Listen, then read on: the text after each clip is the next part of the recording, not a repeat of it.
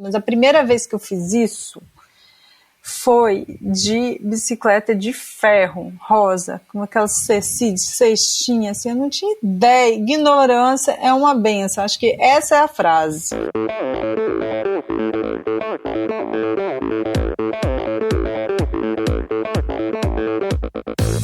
Olá, eu sou Valerie Mello. Aqui é a Luísa Batista. Oi, pessoal. Aqui é o Marcos Paulo Reis. Sou a Camila Nicolau. Aqui é a Marina Chevalier Santos. Olá, aqui é o Alexandre Birman. Olá, eu sou o Vini Canhedo. Oi, aqui é a Carol Barcelos. E esse é o Podcast. Sou Michel Bogli e aqui no Endorfina Podcast você conhece as histórias e opiniões de triatletas, corredores, nadadores e ciclistas, profissionais e amadores. Descubra quem são e o que pensam os seres humanos que vivem o esporte e são movidos à endorfina.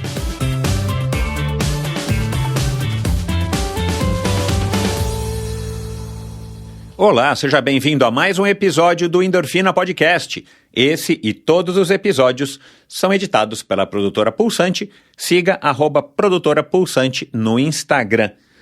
Bom, antes de falar aqui da Helena, antes de falar um pouquinho sobre a nossa conversa, eu quero aqui agradecer a todo mundo aí que repercutiu os últimos episódios, o episódio da semana passada, o episódio com o Stefan Neuding e o episódio da semana retrasada. Se você está seguindo aqui a sequência, né? Se você não ouviu, acho que vale a pena ouvir. O episódio com a Júlia Iglesias, que é uma jovem engenheira que trabalha no mercado financeiro lá em Nova York e que aos 22 anos de idade sagrou-se bicampeã mundial na distância de Ironman na categoria dela, né? Ela é uma atleta amadora, mas que um dia sonhou em ser tenista profissional e acabou não dando certo. E aí ela canalizou toda a sua energia, a sua energia mesmo, canalizou a sua energia para o triatlon. E em pouquíssimo tempo, né, e diga-se de passagem, com uma grande pandemia no meio, ela acabou tendo um destaque gigantesco nas distâncias longas e principalmente agora no ano de 2022, onde ela foi bicampeã, ganhou nesse ano 2 vezes a prova de Ironman, o Mundial de 2021, que acabou acontecendo em 2022, e o Ironman do Havaí, que aconteceu agora no mês de outubro. Então, muito obrigado a vocês que estão curtindo esses episódios, que repercutiram, que espalharam, que entraram em contato comigo, que entraram em contato com a Júlia e também com o Stefan. O Stefan não tem uma rede social, o Instagram dele é um Instagram inativo, mas muito obrigado a você que entrou em contato comigo, que repercutiu, que repostou. Foi uma conversa muito bacana com um empresário, um executivo do ramo aí da construção, da incorporação, na verdade, e que tem o esporte aí como um estilo, uma filosofia de vida desde muito pequenininho, quando ele começou a jogar polo aquático. E aí foi daí que eu o conheci, nós começamos praticamente juntos, ele num clube, eu no outro.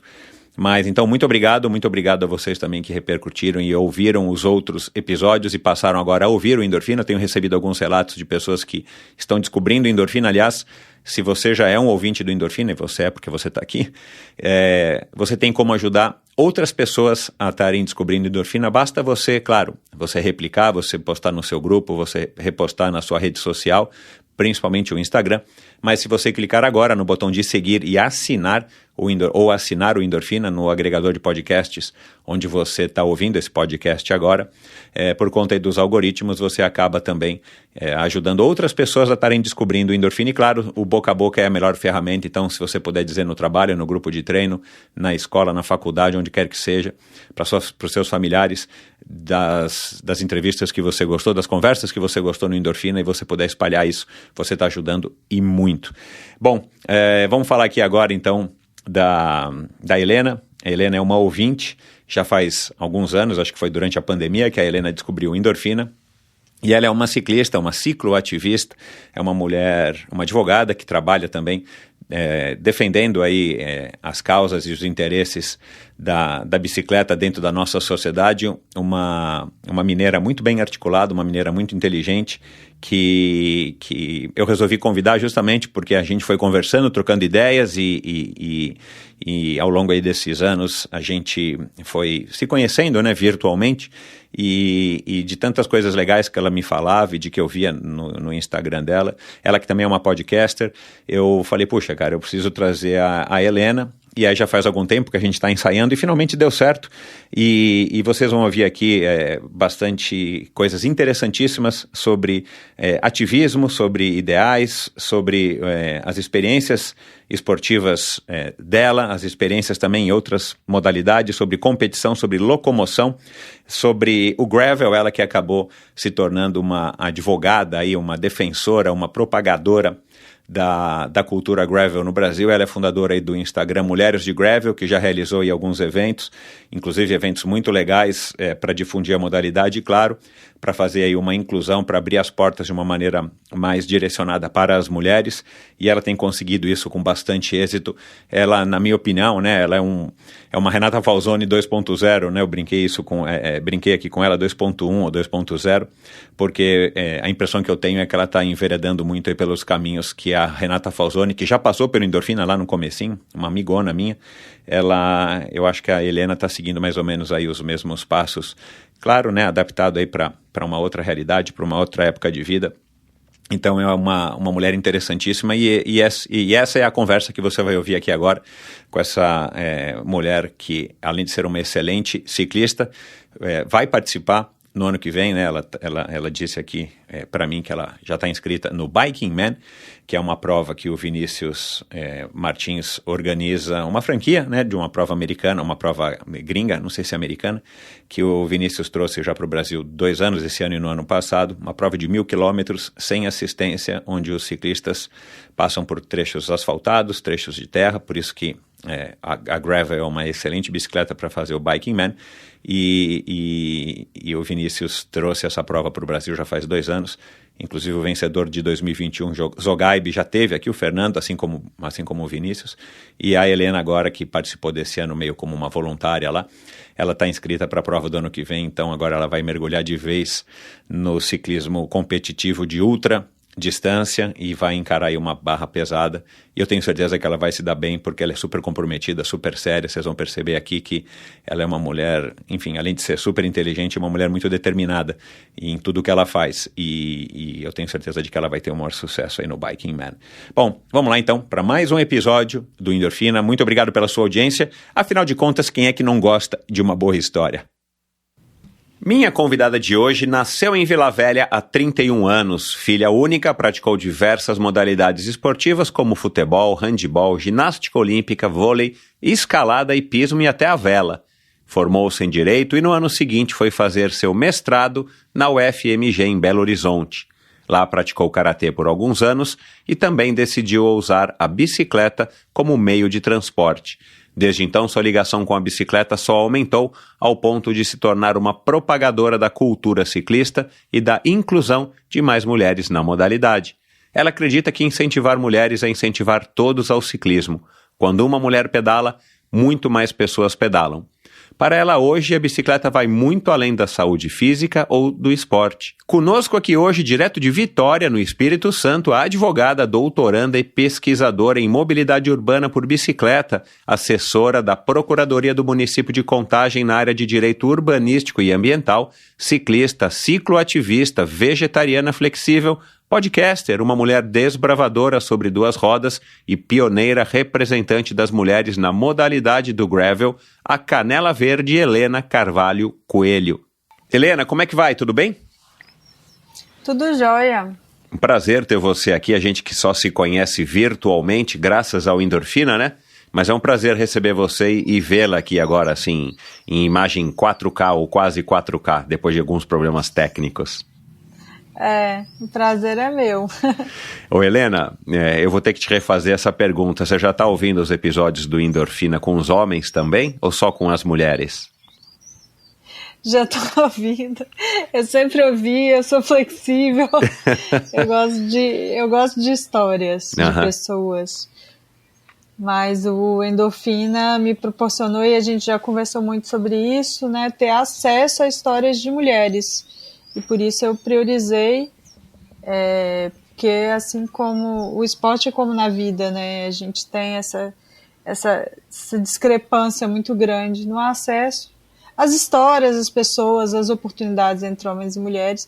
E esse objetivo que o Endorfina tem de trazer, né, de igualar a quantidade de histórias de homens e de mulheres é muito legal para a gente ter esse acesso, né, essa informação. Uhum. Que bom. Você sabe que a última contagem, eu tinha um pouquinho mais de 30% de convidadas entre os quase 300 ou mais de 300 episódios que eu já gravei até hoje.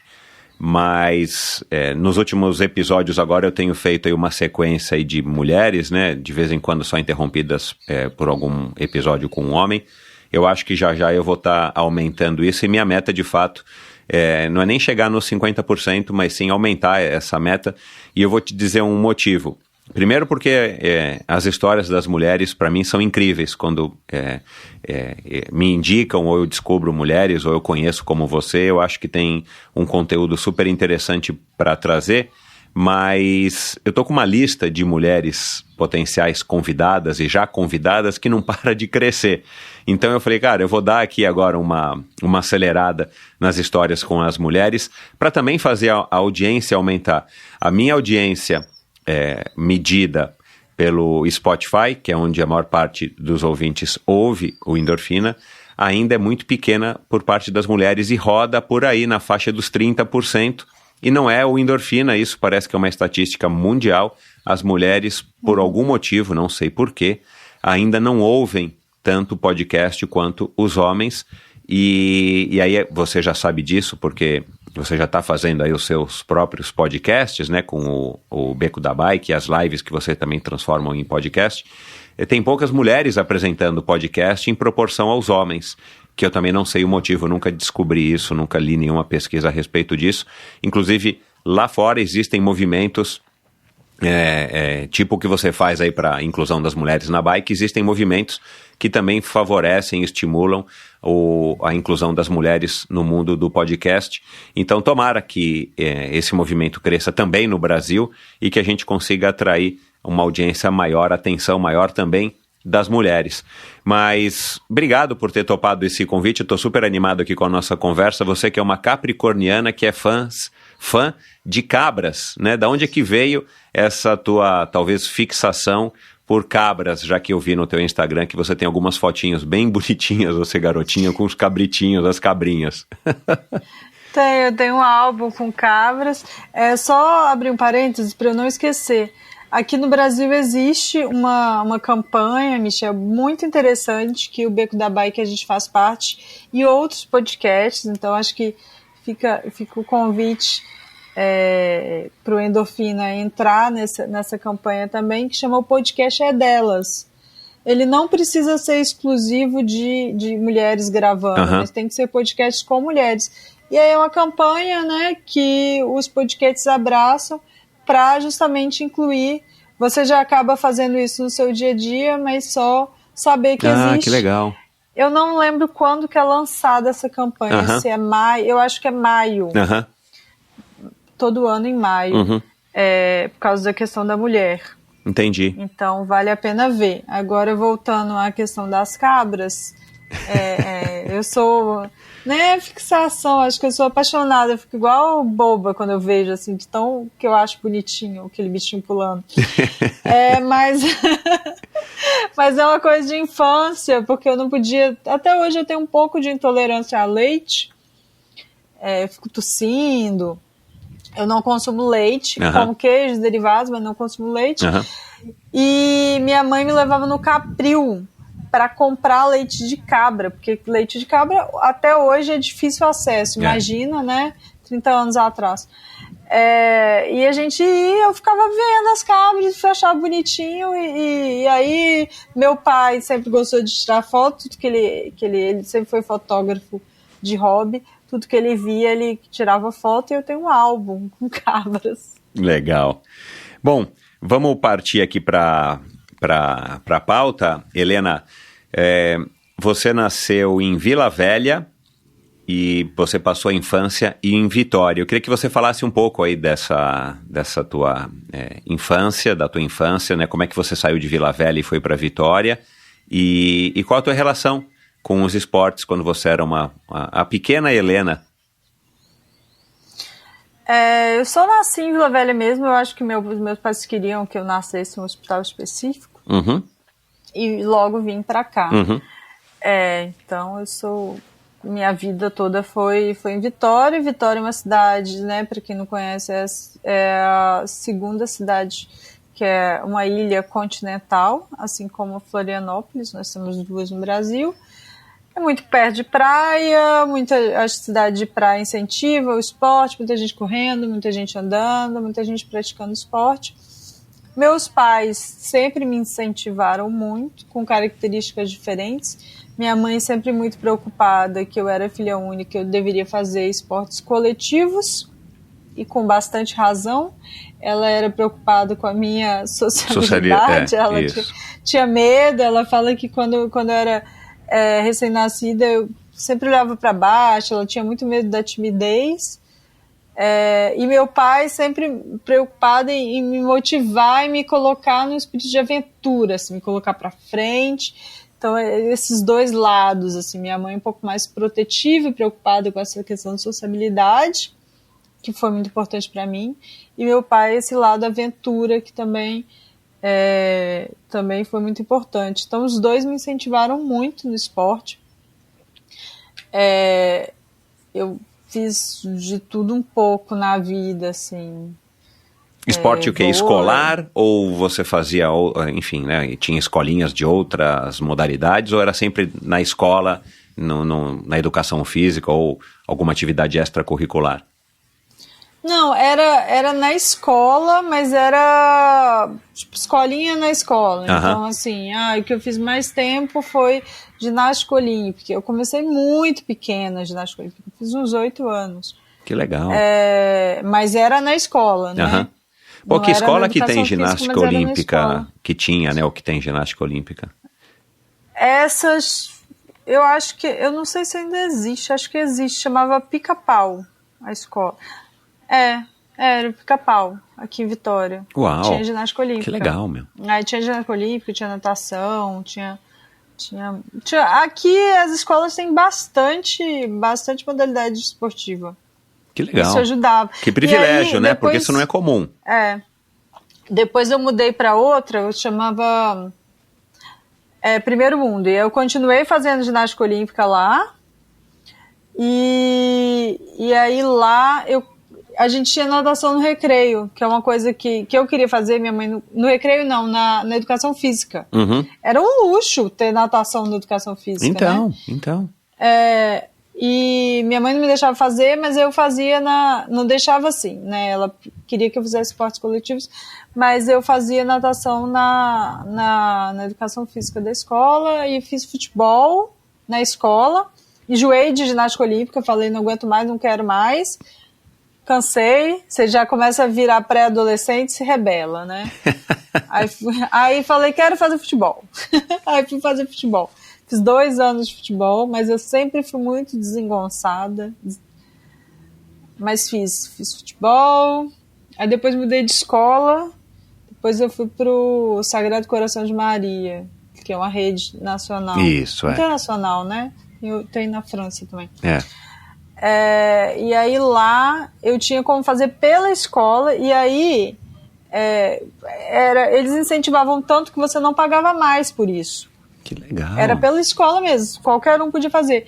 E aí eu fui do time da escola de vôlei e de handebol, dos dois. Que bacana, cara, que legal. Então, e você sabe, né, Helena, que essa vivência plural dentro dos esportes é muito importante, principalmente até a primeira infância, mas se você consegue levar isso adiante como você levou, isso é fundamental para que te dê uma base cognitiva, motora, física, proprioceptiva, para que você possa, inclusive, no futuro, como é o teu caso depois, né, que acabou mergulhando no mundo da bike, você tem algumas vantagens que as crianças que não tiveram essa base, infelizmente, perderam a oportunidade e talvez você não consiga nem recuperar. Que legal, cara, que privilégio isso para você. Olha, acho que é uma das raríssimas pessoas que passaram aqui pelo Endorfina e que eu conheço, que teve, enfim, essa diversidade tão grande dentro da escola, né? Normalmente é isso, a pessoa vai para um clube ou paga, né, uma aulinha de futebol ou vai para um outro lugar de ginástica olímpica, que é uma modalidade pouco difundida aqui no Brasil, né, onde também a estrutura necessária é um pouco mais complexa de se ter. Que legal, cara, que bacana.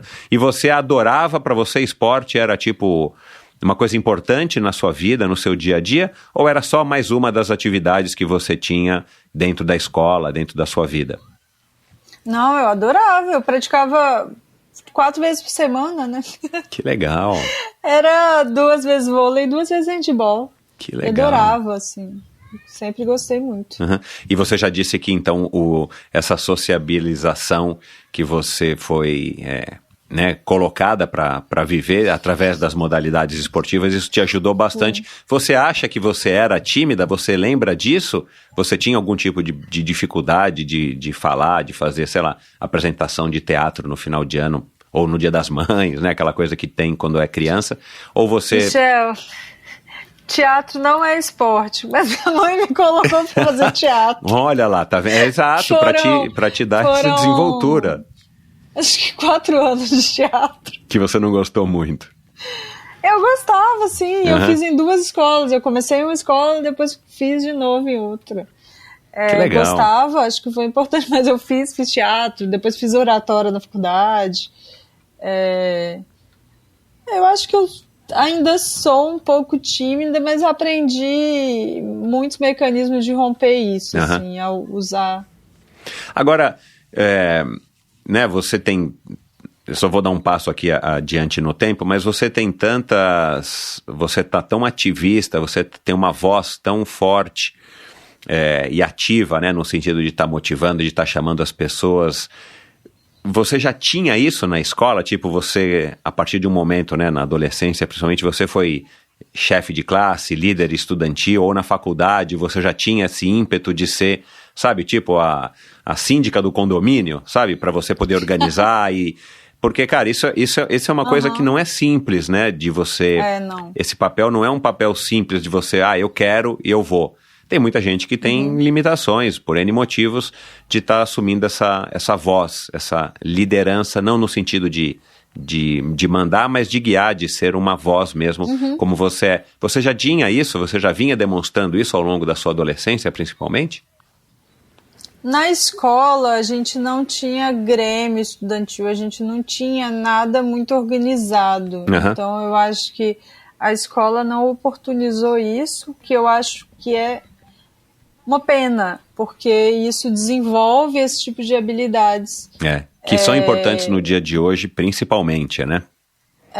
Mas na faculdade a gente tinha um centro acadêmico, e aí eu pude participar durante toda a faculdade, e eu fui vice-presidente do centro acadêmico. A gente ajudou a refundar, a ter uma sala, bastante coisa, aqui em Vitória. Legal.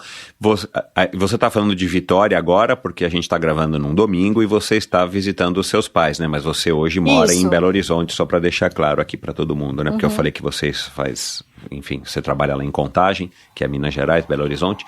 Agora, eu descobri no teu Instagram, embora você não se lembre, tá escrito lá, a não ser que eu seja muito maluco, que teu pai te ensinou a andar de bicicleta. É uma foto você ao lado dele, ele com uma bicicleta, você com uma, ele me ensinou a andar de bicicleta e agora eu incentivei ele a comprar uma bicicleta e se locomover, alguma coisa assim.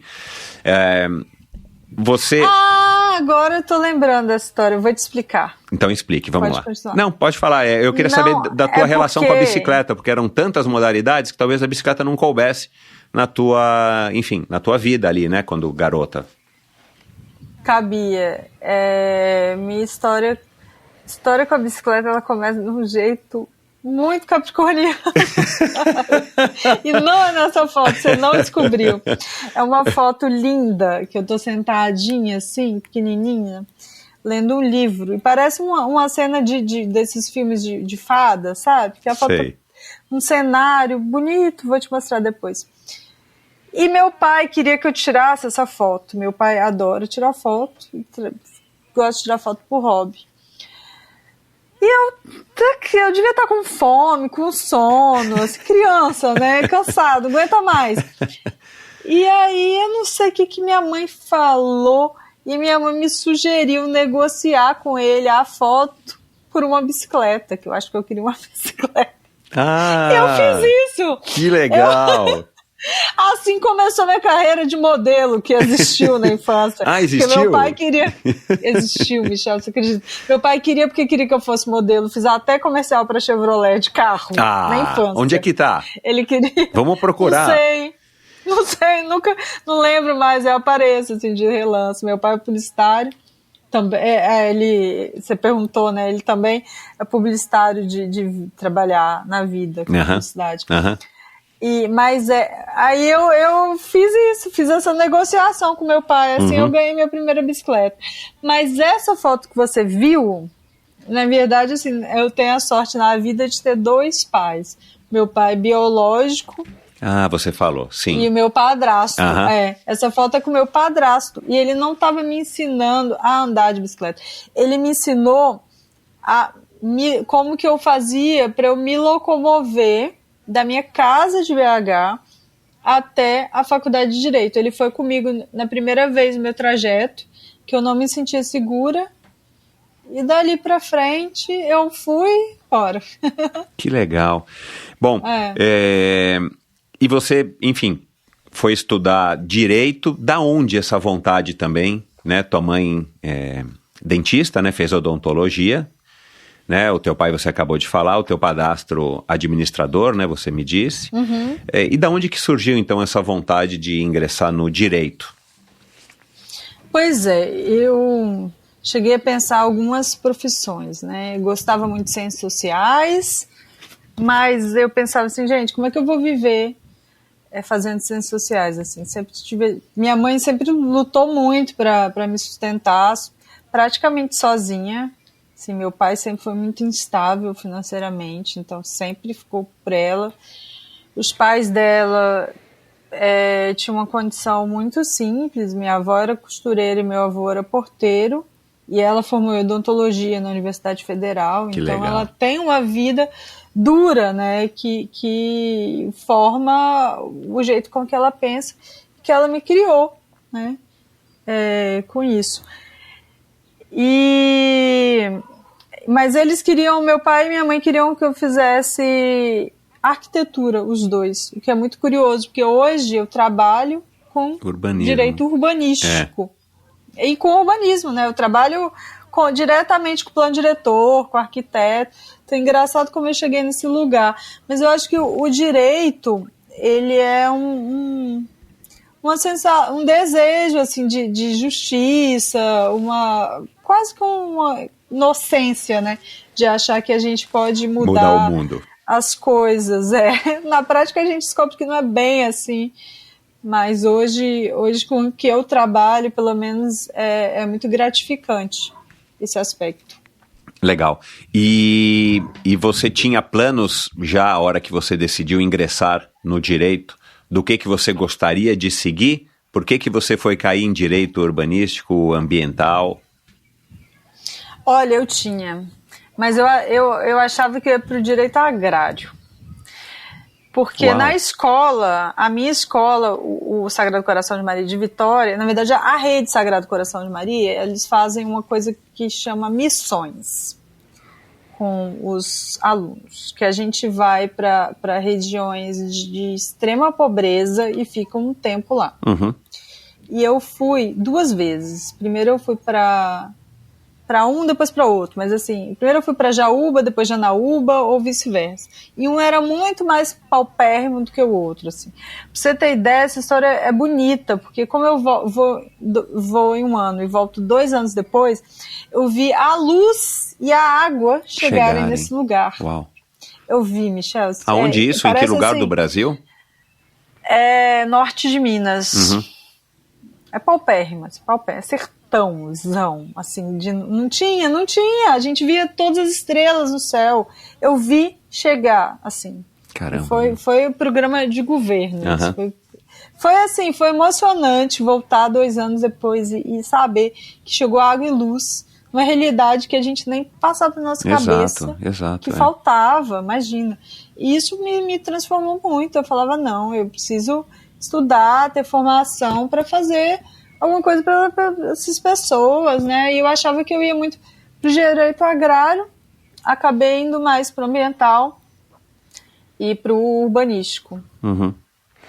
Bom, aí você termina a faculdade e vai fazer mestrado e consegue aí fazer mestrado na Universidade lá de Minas Gerais, em Belo Horizonte, se muda para lá e aí você teve então essa iniciativa de vou começar a me locomover de bicicleta, coisa que você não fazia em Vitória, que eu imagino uma cidade, né, plana, muito mais propensa, muito menos movimentada, eu não conheço Vitória, mas eu imagino, do que Belo Horizonte, que já é uma cidade grande, né, uma das grandes capitais que a gente tem. Como é que foi também essa mudança de cidade e de repente você mudar um padrão? O que te despertou para isso, se você já tinha pensado em fazer alguma coisa similar em Vitória e por algum motivo não conseguiu fazer ou não teve vontade de fazer? Em Vitória é muito esquisito pensar, né? Mas assim, eu sempre morei muito perto, poderia pela ciclovia chegar, pela orla, né? Pela praia, Uhum. Na época não tinha ciclovia, mas assim, poderia pela calçada, pela orla, tranquilamente chegar e eu não ia porque ninguém me falou, foi como se alguém tivesse que me falar que eu teria direito de ir pedalando, né? Nunca passou isso pela minha cabeça, eu sempre via a questão do trânsito e ficava horas esperando ônibus e dependendo do transporte público, né, pré-adolescente. Minha mãe trabalhava muito, não conseguia sempre me levar, me buscar. E aí quando eu mudei, essa realidade ela mudou porque uma amiga estava fazendo mestrado, chegou de bicicleta numa Cecia azul. Ela nem tem ideia do impacto que isso causou para minha vida. Embora eu já tentasse falar para ela, mas eu acho que hoje a gente distanciou, a gente não se acompanha mais na vida.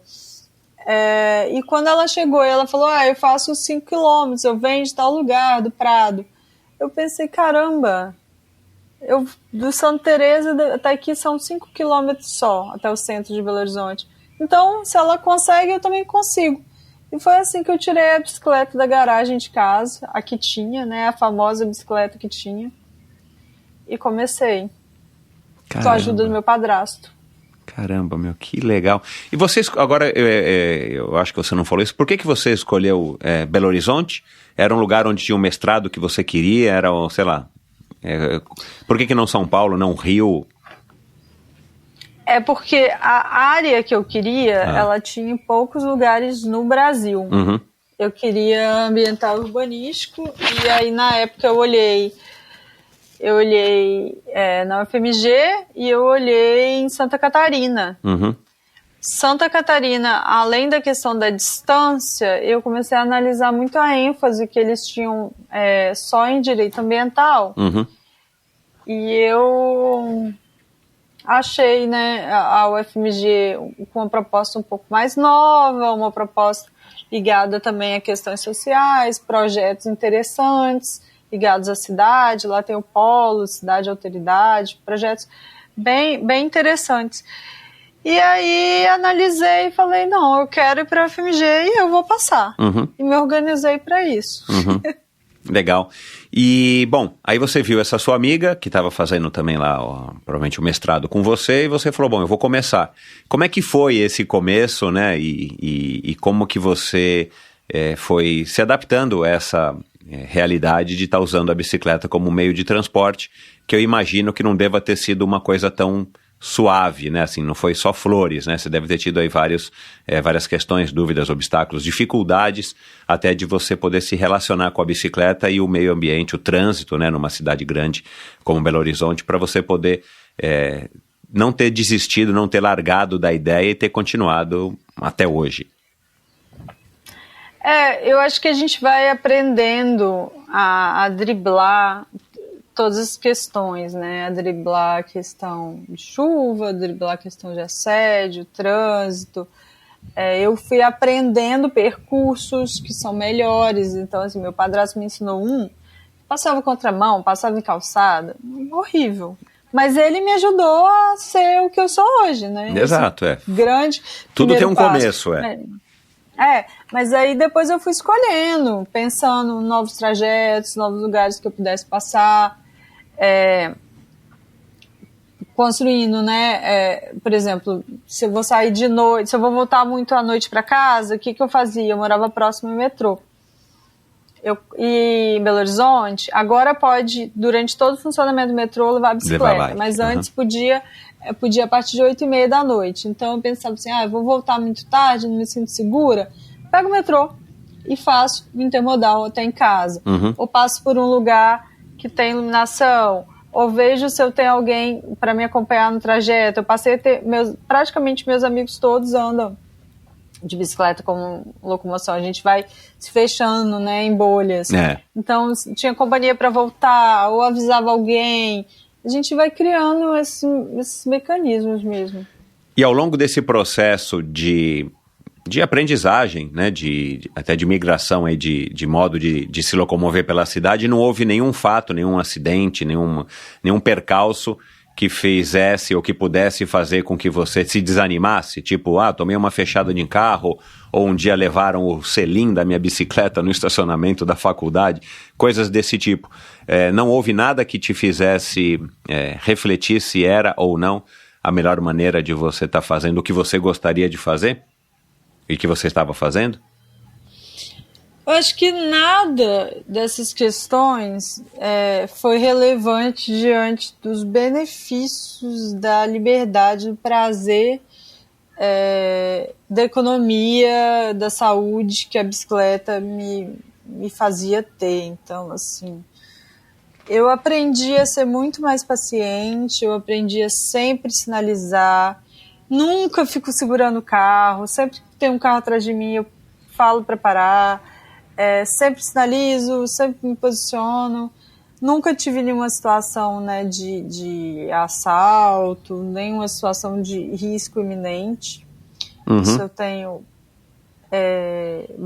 sempre tenho bastante cuidado, escolho sempre ruas mais movimentadas, mais iluminadas. Então, não. Mas houve uma curva de aprendizagem ou você logo foi, enfim, se descobrindo que você tinha que se comportar dessa maneira? Porque aqui em São Paulo, o uso da bicicleta aumentou muito, né? Eu acho que aumentou muito no Brasil, pelo menos nas grandes capitais, de uma forma geral, principalmente no pós-pandemia. Aliás, eu quero falar disso com você. Mas a gente vê que tem muita gente, né, tipo hoje mesmo, vindo pra cá. Tinham duas meninas, um domingo, né? Tinham duas meninas, uma com uma bike elétrica e praticamente acho que só elétrica, porque parecia uma moto, a bicicleta. Sei lá como é que chama aquele veículo, que é meio uma moto, meio uma bicicleta, mas parece mais uma moto. E a amiga dela pedalando numa mountain bike, sem capacete, que a gente vai fazer, na faixa do ônibus, numa rua que normalmente é movimentada, de domingo não tem movimento. Mas assim, dava a impressão, quando eu cheguei aqui, que elas estavam completamente, tipo, não sabendo o risco que elas estão correndo de pedalar na faixa do ônibus, sem capacete, sem nenhum tipo de iluminação, e tipo, passeando num domingo, né, como se estivesse no parque, mas numa rua movimentada do bairro aqui do Itaim, que é movimentado em São Paulo, né. Você logo descobriu que você não deveria se comportar assim? E como é que você aprendeu, né, se você... tinha aquela amiga, depois você disse que tinham várias pessoas que pedalavam também junto contigo, indo e vindo para a escola, para o trabalho, para a faculdade, para o trabalho, para casa, né? Como é que foi essa curva de aprendizagem? Como você falou, é uma curva, né? A gente vai aprendendo, vivendo, tomando fino, mas lendo também. Eu sempre me interessei em acompanhar as coisas relacionadas à bicicleta, à União Nacional de Ciclistas. Tem sempre informativo, e aí tem esses informativos, posicione-se na via, né? Não fique no cantinho, claro, sinalize suas intenções.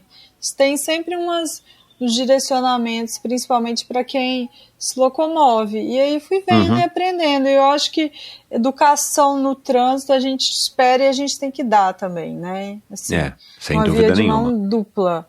Exato. Então, eu não quero nunca desagradar o motorista, eu quero que ele fique feliz com a minha presença para que ele seja esse tipo de pessoa com o próximo ciclista. Respeite, seja gentil com os ciclistas que ele vai encontrar no caminho, né? Cara, que legal, eu achei que, essa curva de aprendizagem tivesse, talvez, proporcionado para você alguns momentos não tão agradáveis até você descobrir como é que você deve se comportar, como é que você deve agir. E esse teu interesse de ir estudando e buscando informação, que provavelmente foi através da internet, para você estar entendendo melhor como é que você deveria se comportar, como é que você deveria agir, também foi uma iniciativa própria tua. Você não esperou somente as suas experiências próprias, o seu empirismo, indo e voltando para a faculdade.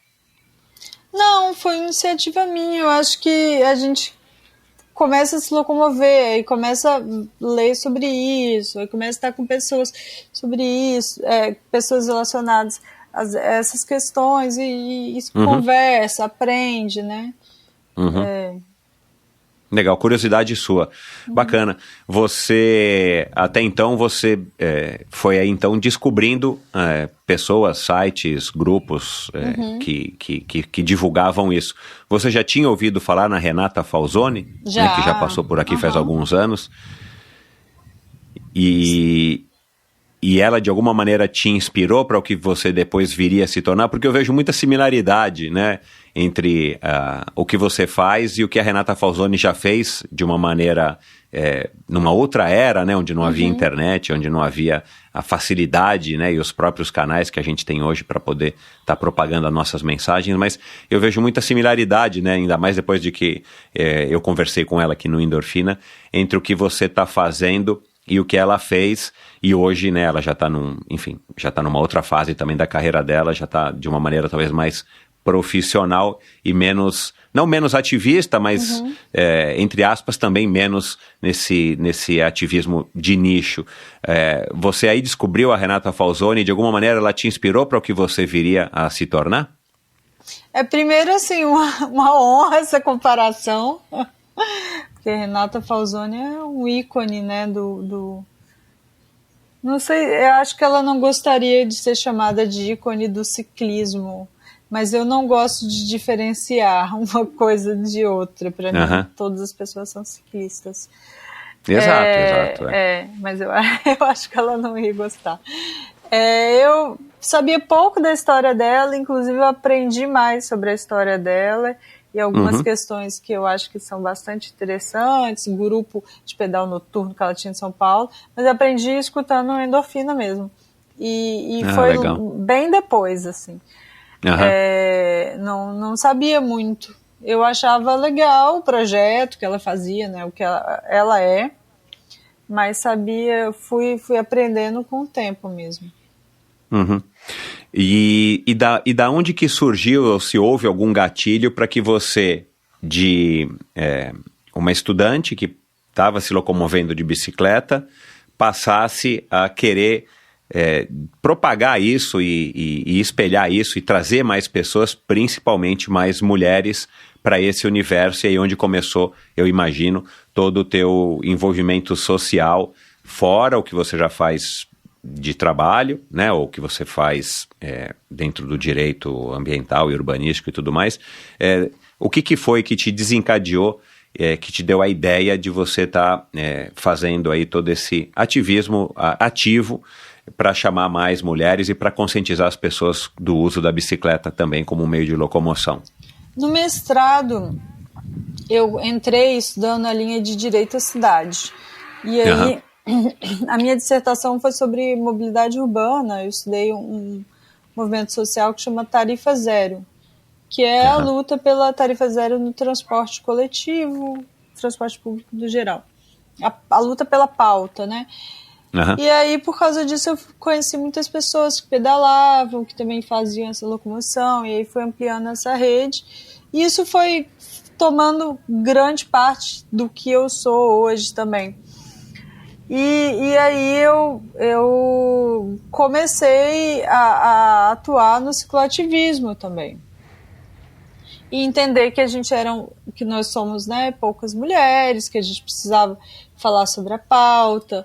Cheguei a ser presidente de uma associação de ciclismo de Belo Horizonte, a gente teve um grupo de trabalho de mulheres, então fizemos algumas campanhas com mulheres para incentivar mais mulheres a pedalarem, a andarem como locomoção. Então acho que tudo isso, né, me deu uma base para trabalhar a questão do gênero no esporte também. Uhum. E você tomou essa iniciativa assim, por espontânea vontade, ou você teve vontade de talvez de fazer parte de grupos e de ver mais proatividade nessa vertente, mas você não via onde você poderia se encaixar ou não existia dentro do seu conhecimento, e você então resolveu criar suas próprias vias, né? Nossa, é difícil dizer, assim, uma pergunta complexa, né? O cicloativismo sempre existiu, e acho que essas questões todas, mas eu acho que a questão de gênero relacionada, né, à mulher, eu sentia falta de um campo. Eu sou uma pessoa muito prática, eu gosto de fazer, embora eu seja, né, tenha toda essa formação acadêmica, eu gosto muito da atuação empírica ali, da coisa acontecer. Eu achava que as coisas demoravam demais, então eu queria estar ali fazendo mesmo. E foi assim. Tá bom. E como é que foi a sua transformação, se é que eu posso falar dessa maneira, entre uma mulher que se locomovia 5 quilômetros, 10 quilômetros por dia de bicicleta por aí, indo para o trabalho ou indo, sei lá, fazer todas as outras atividades que você tinha no seu dia, indo para a faculdade, indo para o trabalho, indo para as outras atividades no seu dia a dia, para também começar a pedalar, a treinar, a se envolver com um ciclismo mais esportivo, além do ciclismo de locomoção.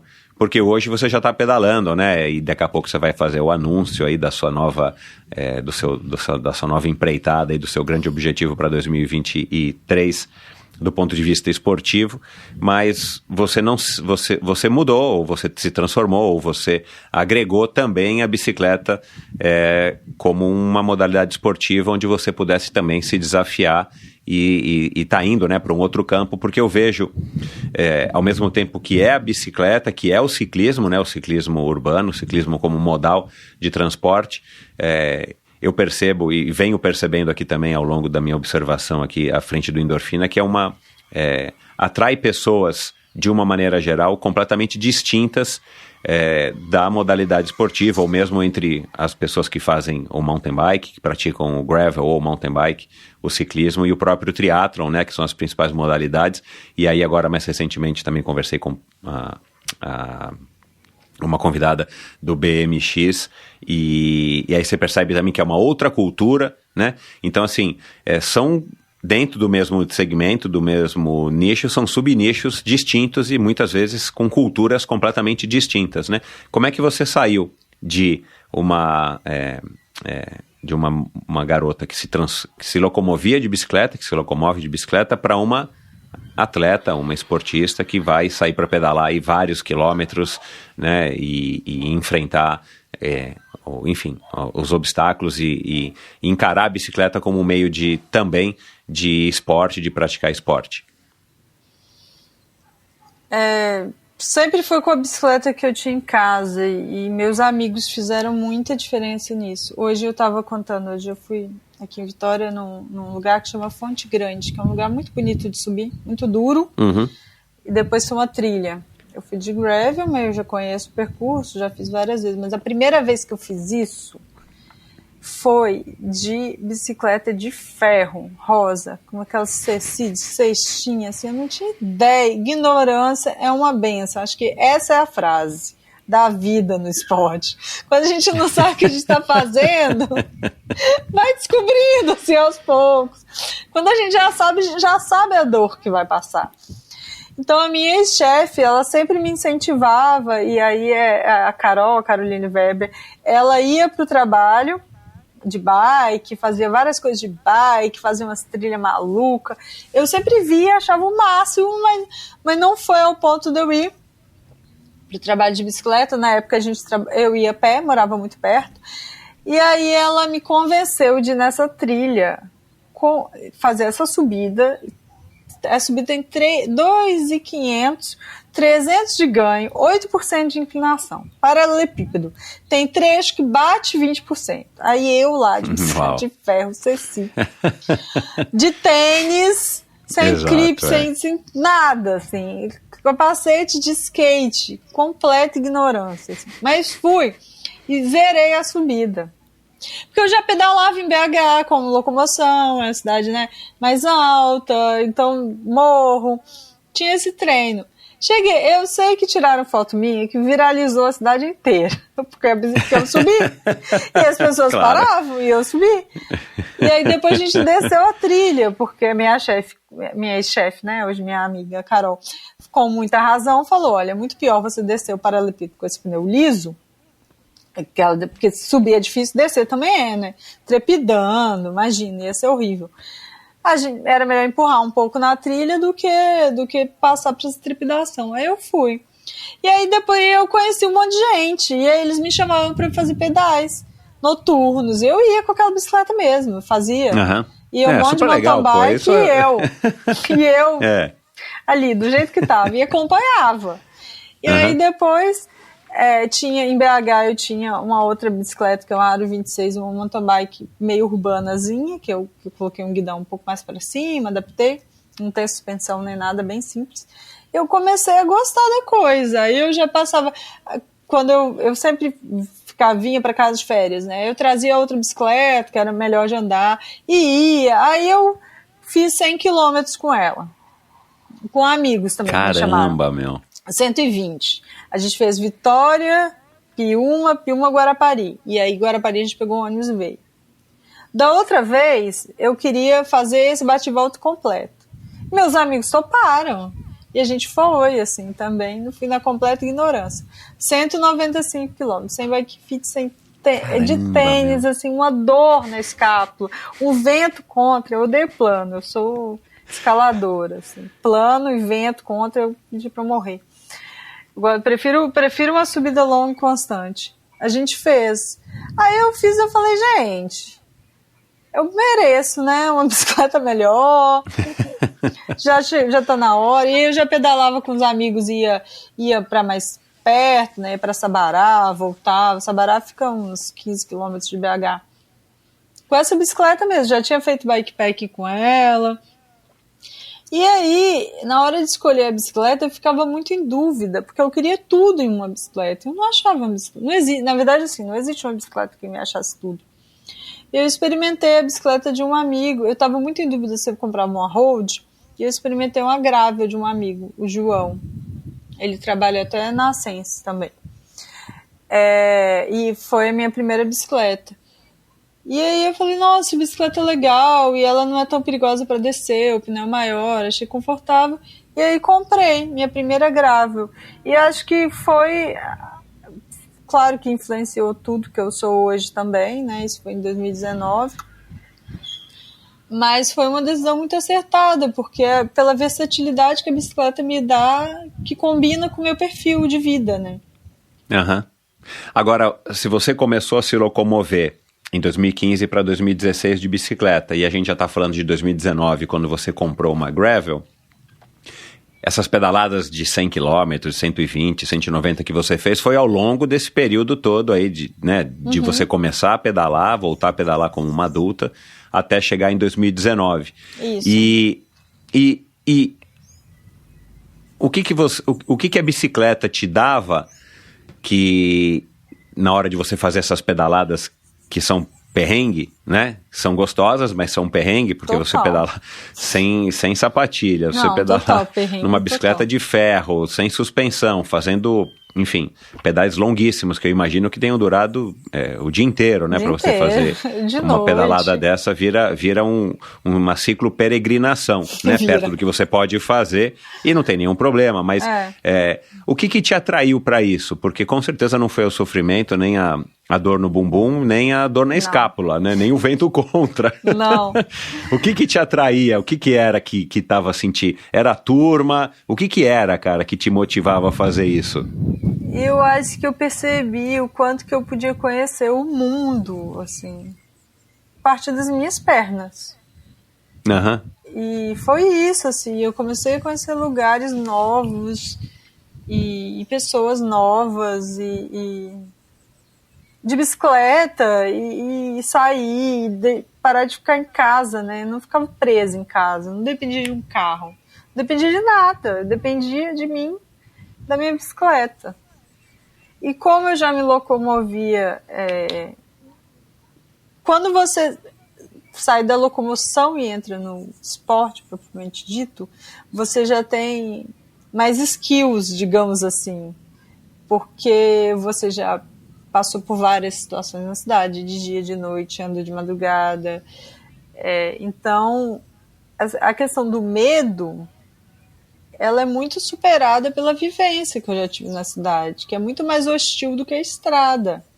A cidade é muito mais hostil do que a estrada, né? Então, me deu essas habilidades que me levaram hoje a pedalar muito sozinha. E às vezes eu até prefiro, muitas vezes. Legal. E, Helena, o esporte, ele te traz o que você também curte? Porque você faz muitas pedaladas, como você disse agora, até pedala sozinha e tal. A competição para você, ela também te agrega ou você não é muito chegada na competição? Você participou de algumas edições, né? Acho que do Brasil Ride de Gravel, você tem buscado também algumas oportunidades de estar experimentando a competição. Você curte a competição ou é só mais um motivo de você estar no meio das pessoas que têm o mesmo interesse que você, com o mesmo tipo de bicicleta? E claro, nas competições a gente espera ter uma estrutura minimamente organizada para que você possa pedalar com segurança, com apoio e por aí vai. É sempre uma palavra difícil assim, para mim, porque eu não gosto do ambiente competitivo. Não sou aquela pessoa assim, eu vou ganhar, não sei. Isso me incomoda, isso me deixa nervosa. Você não está preocupada com a performance, né? Mais ou menos, é ambíguo, porque tô também. Mas assim, eu sou o tipo de pessoa que, principalmente nas minhas primeiras competições, se acontecesse alguma coisa com você, eu ia esquecer que eu tô numa competição. Por exemplo, o Léozinho. Léo, acho que ele furou pneu, aconteceu alguma coisa na Diverge, né, da Brasil Ride. Eu queria parar ali para ajudar ele. Ele falou, não, segue. E depois eu devia ter parado, porque eu teria ajudado ele, depois ele caiu. Mas assim, eu tenho que prestar atenção para eu continuar, porque senão eu esqueço, aí eu paro, aí eu vejo que alguém está com dificuldade, eu reduzo, e é uma coisa que eu tenho trabalhado também, o foco de que eu estou numa prova, que tenho apoio, que eu não vou poder fazer muita coisa. Mas se eu consigo entrar na competição, assim, a minha cabeça, eu vou muito focada. E eu vou para ganhar. Eu vou focada para ganhar, penso a prova, planejo, eu penso muito em estratégia, eu estudo a prova, como é que é. Eu analiso bastante, eu vejo que isso me dá bastante vantagem, às vezes, até em relação às pessoas que têm mais força que eu. Eu tenho essa capacidade analítica mesmo. Mas tá claro então que a competição não é uma coisa que te motiva ao ponto de você, tipo, eu preciso ter a competição, como já recebi aqui diversas mulheres que precisam ter essa motivação de estar inscritas, né, numa competição, de ter um desafio programado futuro para que elas se mantenham mais motivadas e ao ponto de estar se dedicando com tudo para chegar minimamente treinados naquele desafio. Para você não funciona assim. Não funciona. Mas eu gosto, né? Eu gosto de ter. Eu não vou fazer uma competição assim, me inscrevi, vou fazer, não. Acho que todo o meu processo na vida, eu gosto que seja preparado, planejado. Não, nada cai de paraquedas, que eu não gosto dessa desorganização que isso me causa, embora a gente tenha que ser uma coisa que tem que trabalhar também e se virar, né? Mas a competição foi... A primeira vez que eu participei foi um convite da Raquel Gontijo, né, que você também já entrevistou, minha amiga. Ela me sugeriu participar da Copa Internacional de Mountain Bike em Araxá, de gravel. Nem tinha modalidade feminina. Eu falei, Raquel, competir, isso nunca tinha passado na minha cabeça. Ela, não, vamos, não sei o que, nem existe modalidade feminina, Raquel, por que eu vou caçar? Aí ela me convenceu. Aí eu falei com o Rogério, Rogério, quero correr, só que eu tô de gravel, não existe modalidade feminina, vamos criar? Rogério é organizador da prova, né? Aí ele falou, vamos. 2 dias antes da prova. Uau, ele é um cara super legal, né? Criou, eu fui até a propaganda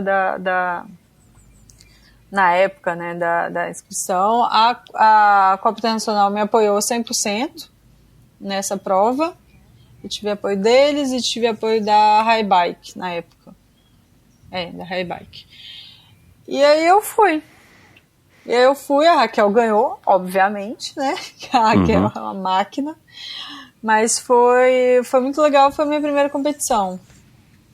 E aí a partir daí você viu que tinha um caminho também para seguir, né? Não somente você participando das provas pela sua própria satisfação, mas você também sendo uma desbravadora nesse sentido, né? De você, olha, eu sou a primeira a me inscrever, quem sabe vem outras mulheres e você pode servir de espelho, você é o exemplo que traz outras pessoas para estarem se encorajando a participar também das competições na categoria gravel.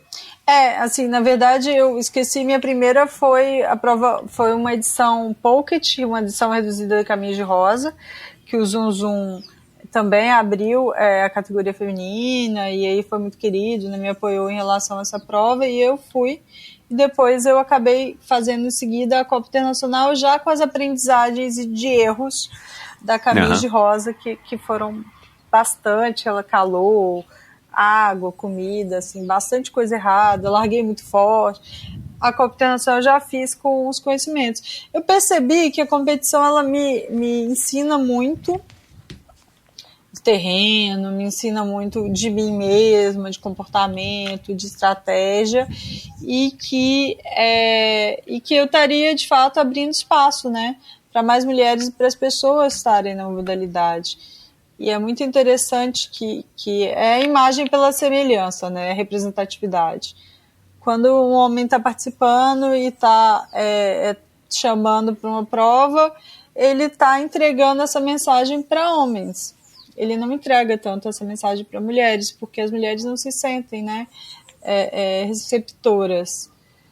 Pela diferença, né, do corpo, pela diferença da fala, pela diferença do jeito que a imagem é passada. Então eu percebi isso. E eu percebi mais que quando eu ou outras mulheres falavam, a gente estava atingindo o público masculino também. E aí, com isso, as provas aumentando a participação, tanto de homens quanto de mulheres. Cara, interessante isso. Eu acho que eu nunca tinha parado para refletir sobre isso. Bacana.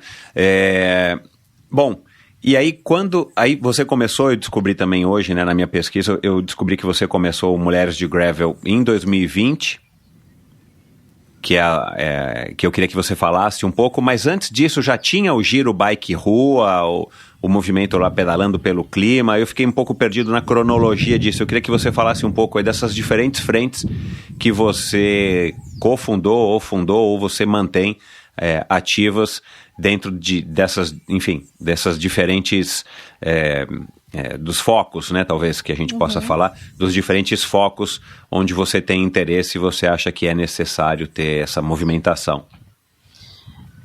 O Giro Rua, ele foi fundado em 2018, Ele não foi fundado por mim, mas eu fui convidada para ser co-organizadora um mês depois. Então, assim, tinha tido 2 pedais só.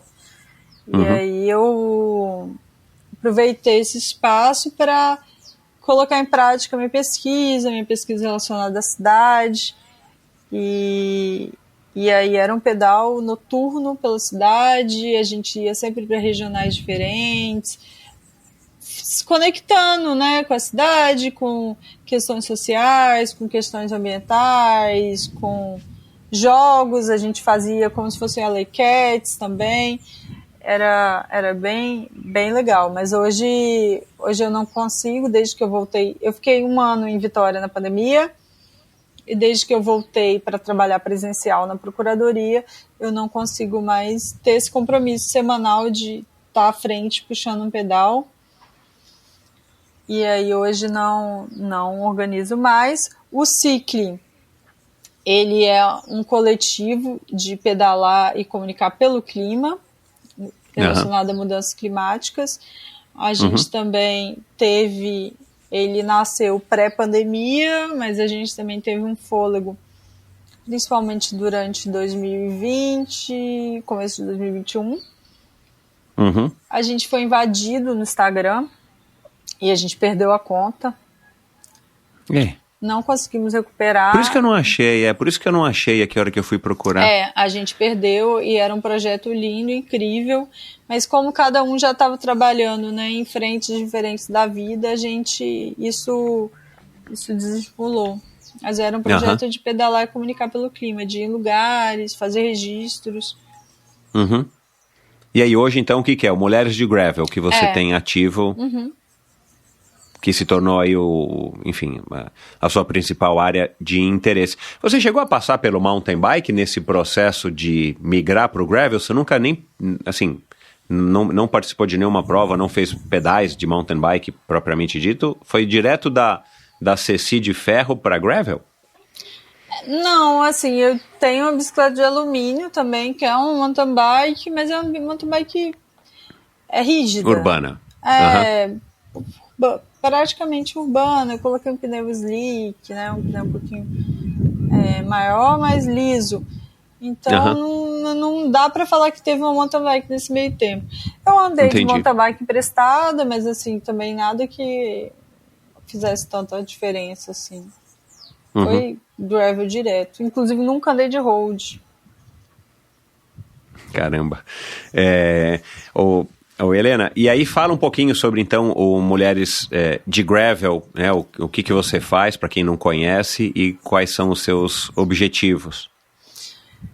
O Mulheres de Gravel é um projeto de inserção, né, acho que de pessoas na modalidade, a partir da comunicação feminina. Assim, eu não gosto de falar que é um projeto de inserção de mulheres, pelos motivos que eu já falei. Eu acredito que a gente incentiva e dialogo com muitos homens que me procuram para saber a opinião.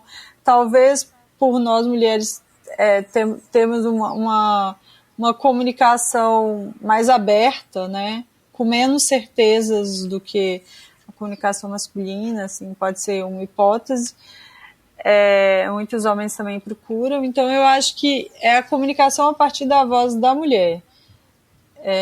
Eu tenho meu perfil pessoal, que eu posto coisas minhas, mas para mim o Mulheres de Gravel não é sobre Helena, é sobre comunicar, trazer mulheres. Então eu sempre procuro participar de provas, estar alinhada com os organizadores para ver se a gente pode fazer alguma ação específica, se eles querem mandar material e divulgar.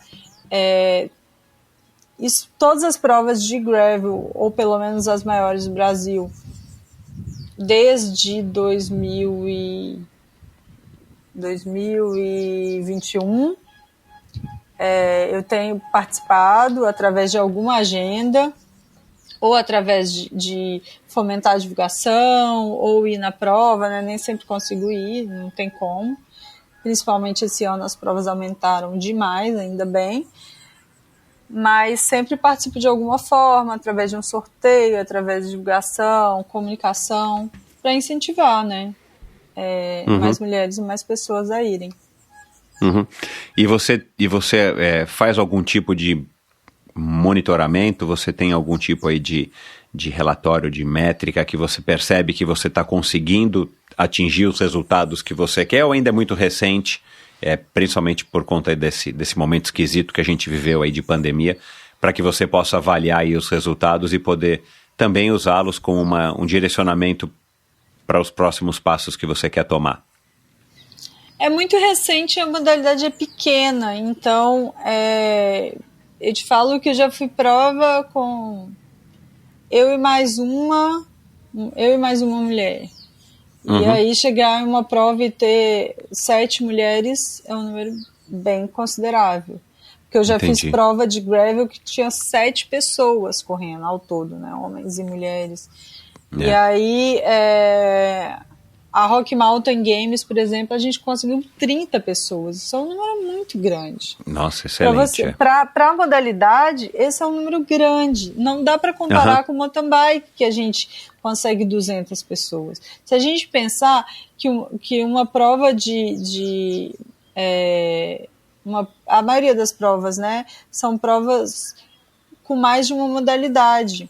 Então, por exemplo, a Rock Mountain Games, que a gente conseguiu umas 30 pessoas, é uma prova que tem canicross, é uma prova que não é uma prova de gravel, embora ela seja pensada e estruturada, inclusive com muito cuidado em relação ao trecho de gravel, ela não é uma prova, né, exclusiva, o que tem algumas questões, mas a gente já teve prova de gravel que teve 20, 30 pessoas inscritas, prova exclusiva, né? É uma prova que tá crescendo, um número grande. É a prova que o Vinícius organiza, né, que é o Bikeman, que deu 70 inscritos, nem todos tinham gravel, mas assim, para ter noção de que a maior prova que tem o maior número de gravel não teve 100. Então, ainda é o nicho do nicho do nicho, né?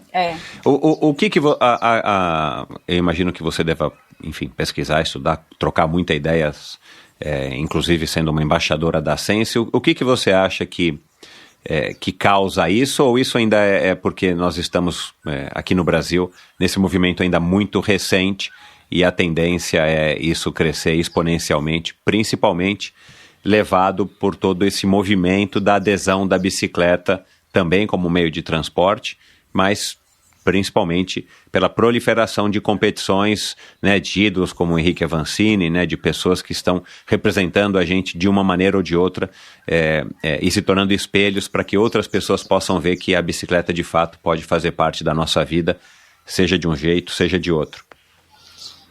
Eu acho que 2022 a gente já viveu um cenário muito favorável, né? Agora a gente acabou de ter um Mundial de Gravel, embora toda a polêmica do Mundial de que eles não usaram gravel, pelo tipo de percurso. Foi esquisito. Mas pelo tipo de percurso, assim. Se eu tivesse velocidade e falasse gravel road, a road tem uma relação mais pesada, que vai garantir mais velocidade no plano.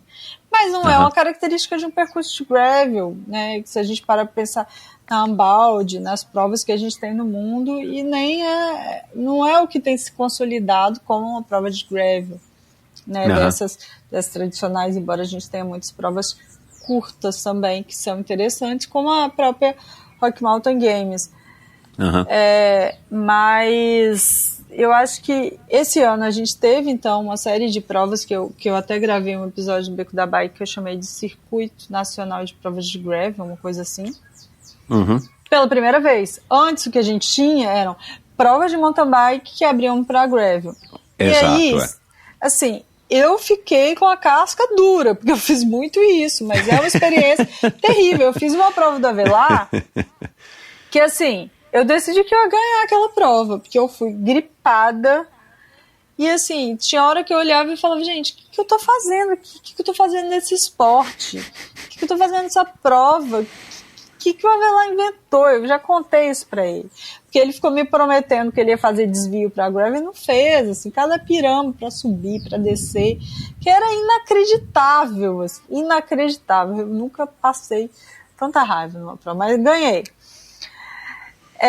Então, assim, a partir de agora a gente está tendo provas específicas e começando a falar da modalidade. As pessoas não sabem comunicar sobre a modalidade, as pessoas não sabem o que é, as pessoas não entenderam que elas não deveriam ter um mountain bike, sim uma gravel, para o que elas fazem, a maioria das pessoas, para uso na cidade, para uso em estradão.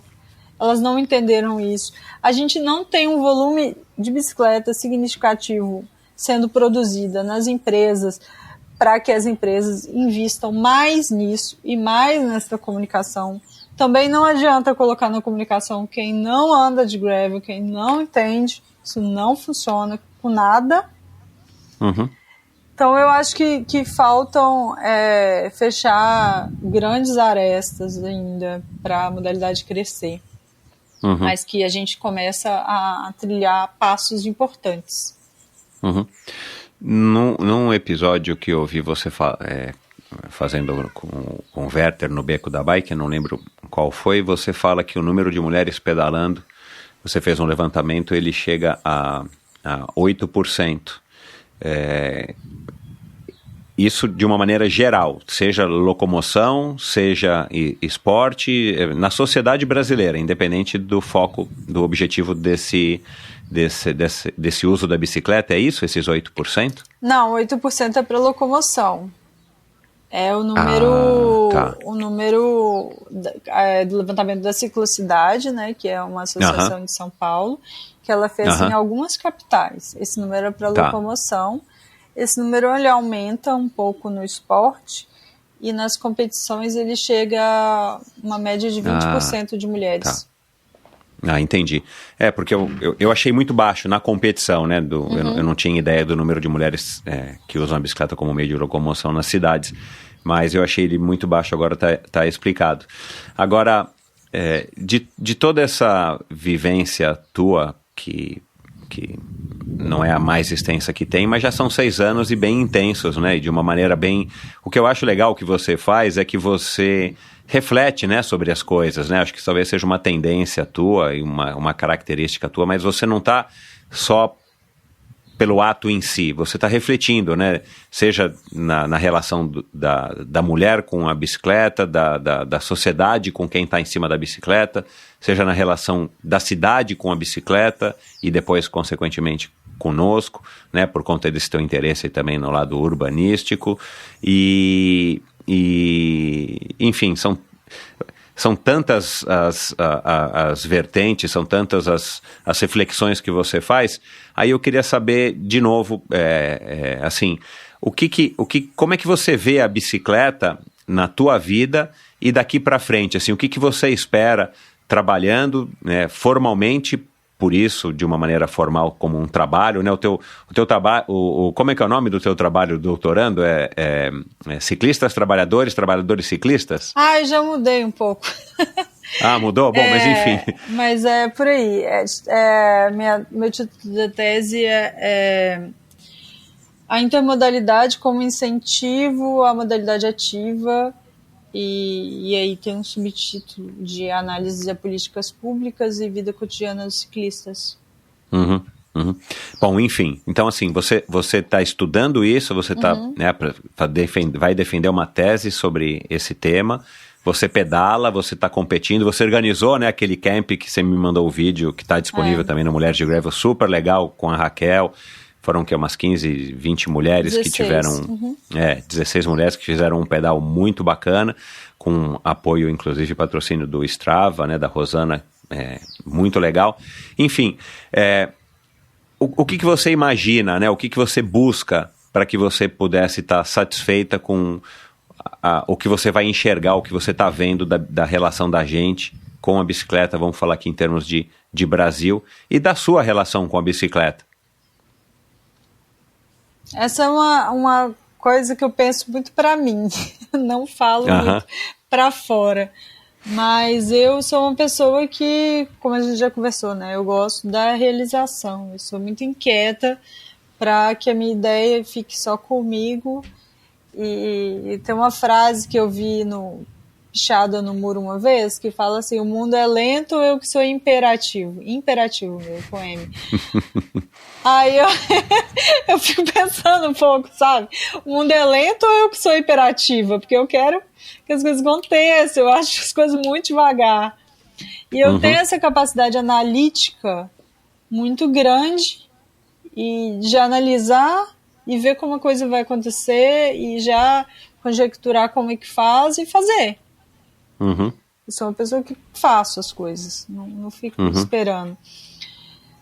Então eu fico pensando muito como que eu posso usar, né, toda essa bagagem. Hoje eu já trabalho com consultoria, né, eu trabalho no consultivo, na minha área, então bastante estudo, bastante planejamento, projeto, né, trabalho com plano diretor, todas as questões relacionadas à cidade. Sempre que eu pude, coloquei bicicleta. Às vezes eu já chegava na parte de mobilidade, já começava a rir quando aparecia bicicleta, já olhava para mim, já olhava para o outro assessor, tipo assim, ai meu Deus, lá vem eles, colocando bicicleta aqui. Então, assim, na verdade são formas de ativismo, né, institucional. Existem pessoas que trabalham com isso, com lobby que a gente chama lobby do bem, que é defesa, né, de mudanças climáticas, defesa de mobilidade. Eu acho que são caminhos e estruturas possíveis para que eu possa reunir, né, toda essa bagagem de conhecimento, tanto acadêmico, profissional, quanto relacionado às minhas vivências, como ciclista, como cicloativista, e que o campo institucional me permite, né, trabalhar. Se você puder levantar da sua opinião no que seria mais relevante para estar tornando mais fácil a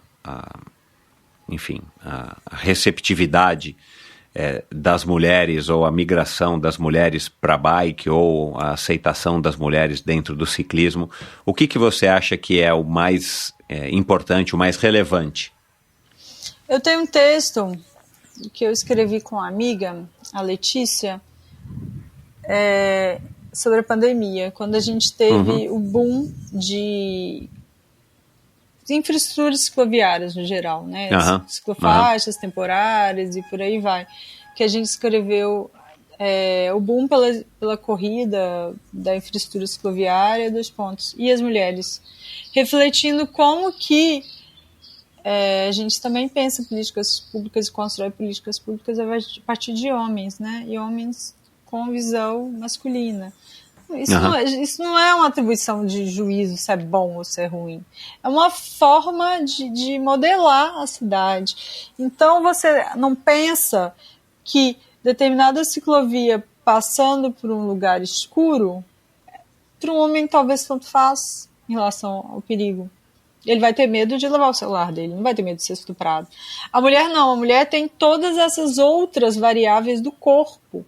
Então, se uma mulher passa ali, né, faz uma vistoria, ou enfim, ou se uma mulher está ali planejando, que faça o uso da bicicleta, né, como locomoção, que tem essa vivência, porque não adianta se uma mulher também estar afastada disso, né, a questão de gênero não se supre por si só, não vai pensar isso. Então a gente precisa de mulheres à frente, mulheres que tenham essa vivência prática, construindo a cidade e construindo políticas públicas e também construindo esporte, porque isso agrega, isso faz com que mais mulheres estejam ali.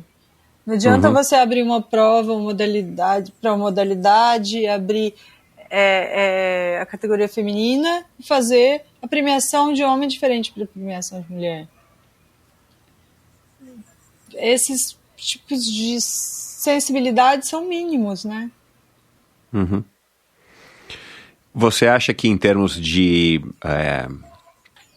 pensando aí nas marcas que estão presentes no Brasil, envolvidas no mercado de ciclismo, seja de bicicleta, de acessórios, de roupas, e nas provas, né, diretamente os organizadores, você acha que a gente está bem servido hoje, em 2022, sabendo, né, 2022 para 2023, sabendo que é uma modalidade nova? Você acha que isso tá caminhando a contento? Nossa, é uma pergunta ampla, mas você diz em relação a gênero, em relação a tudo? Não, sim, com relação ao estímulo das mulheres a estarem pedalando, a preocupação, isso que você falou, não adianta um homem fazer a propaganda porque ele vai estar falando primariamente, ou primordialmente para o homem. Não adianta uma marca estar fazendo uma divulgação, estar criando uma bicicleta que não tenha as características ou que não fale a linguagem para as mulheres. Ou não adianta o organizador soltar uma prova e não divulgar que vai ter a categoria de gravel e que as mulheres são bem-vindas. Num aspecto mais amplo mesmo, a gente não precisa ser específico aqui. Mas você acha, pelo que você tem visto e acompanhado tão de perto, que a gente, em 2022, pós-pandemia, a gente está num lugar que promete futuro, ou você acha que a gente ainda não chegou nem nesse aspecto ainda, de uma maneira geral, né, na relação da mulher competindo ou participando de passeios, de clínicas, de camps, enfim, e na infraestrutura que envolve todo esse aspecto da bicicleta, tirando a locomoção, que envolve toda essa estrutura do universo da bicicleta, seja em fabricantes de tudo que envolve a bicicleta, seja em organizadores de eventos? Eu acho que eu tenho uma facilidade muito grande com diálogo, então, assim, o meu caso é bem atípico. Eu sempre tive apoio de todos os organizadores em todas as provas. Eu tive um grande apoio do Strava também, né, tanto o projeto Mulheres de Gravel, quanto em relação à prova, o próprio Training Camp eles patrocinaram. O Strava é uma empresa que tem investido bastante em mulheres que andam de gravel. A gente tem a Vicky de Sá também, que também tem apoio deles. E eles têm investido, isso tem sido muito legal como que esse diálogo aparece e incentiva mais pessoas. Agora, em relação à construção de bicicleta, a pensar, né, fisicamente, né, os equipamentos, eu não vejo isso acontecendo de uma maneira geral nas empresas. A gente tem poucas empresas que têm a gravel, né, porque a gente não tem muitas marcas que têm a bicicleta.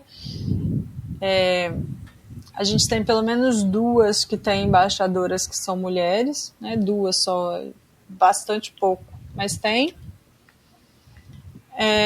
Agora é isso, trabalhar, levar no evento, levar nos eventos, né? Colocar à frente na comunicação. Acho que são outros projetos que ainda estão um pouco distantes de acontecer. Você se enxerga hoje se envolvendo cada vez mais com isso, a um ponto de eventualmente, sei lá, né, você pautar aí a sua vida profissional para os próximos anos, se dedicando a isso? A causa do ciclismo, a causa das mulheres no ciclismo, aí, ciclismo, né, no termo amplo da palavra?